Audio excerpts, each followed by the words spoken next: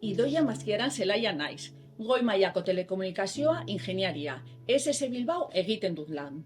Neutroien teknologien laborategian. Nire lana, partikula aserregaioekin eta neutroi tresnekin lotuta dago. Partikula aserregaioen kasuan batez ere izpi tresneria diseinatzen dut. Hardwarea eta softwarea.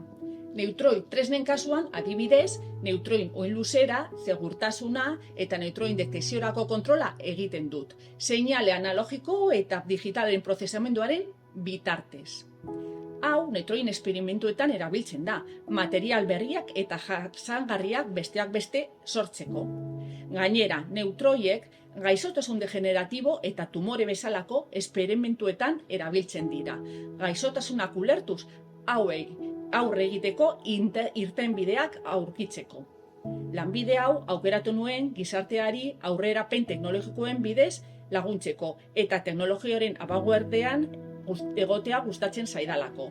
Mundu mailako egoera behatzea eta estertzea eta ebaluazio ekonomikoak egitea ere gustatzen zait.